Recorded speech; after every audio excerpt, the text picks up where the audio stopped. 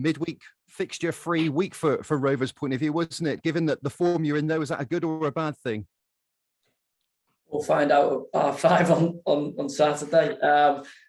For us, it gives us an opportunity to get a little bit of freshness back into the players. They've obviously come off the back of a tough run of games in the schedule, but with the results profile, we're really pleased with the work done to this point.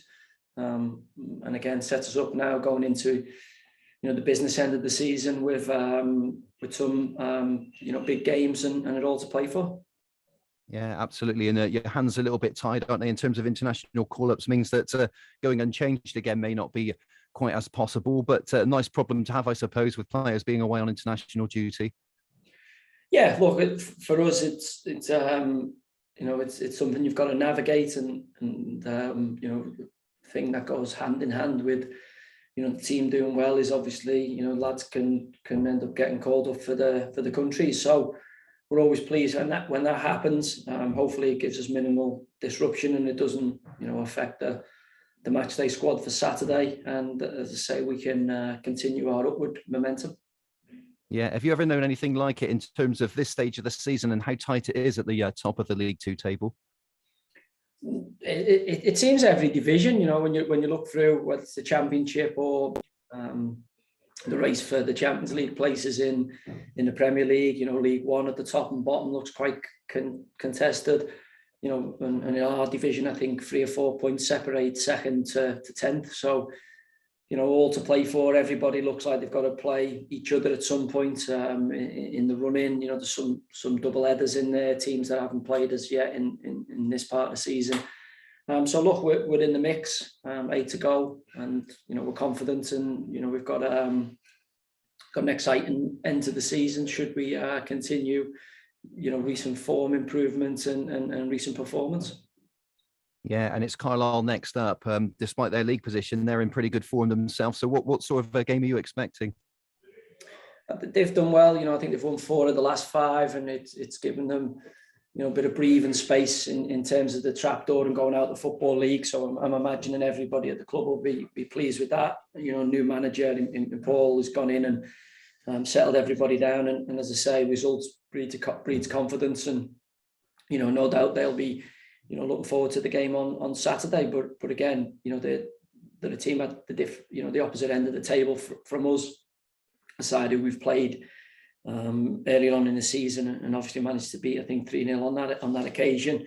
I would have to say that I feel we've markedly improved since those days, and no doubt Carlisle have. So sets it up for a tough game. But again, a game that if we feel if we execute and we play at the level we can, I think we've shown in recent weeks and months, certainly, we're more than a match for anybody in the division. Carlisle are in form, we're in form, and as I say, hopefully that sets it up for a nice attacking game of football. Yeah. When you have a player that's going up against or returning to his old club, as you have in Nick Anderton, does that add anything? Do you think you can gain anything from that? No, I spoke to Nick this morning. He kind of knows 1 or 2 of their lads. But again, I think, pleasantries and your former club, all that kind of goes out the window until after the game's finished, no doubt. Knowing how good of a person he is, and knowing how good of a player he was, for Carlisle. I think he was captain for a large part of his time there.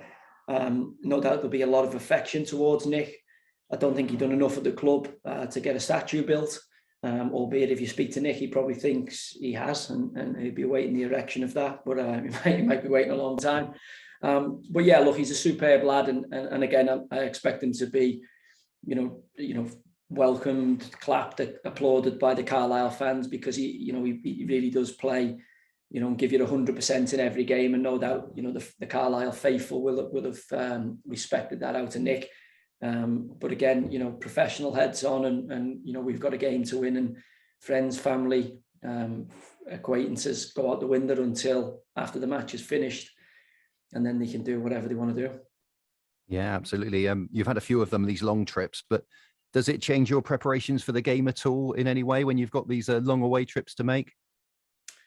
Not really, no. Just means you obviously have to adjust training slightly just to make training a little bit work conducively with obviously the travel up to Carlisle. But we're looking forward to another test on the road, another tough place to go.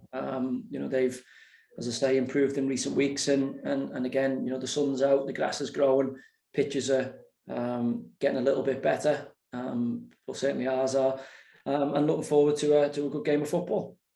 Yeah, and just finally, Joey, will it be lasagna as the pre-match meal for the squad and management too, with the owner's newfangled superstition?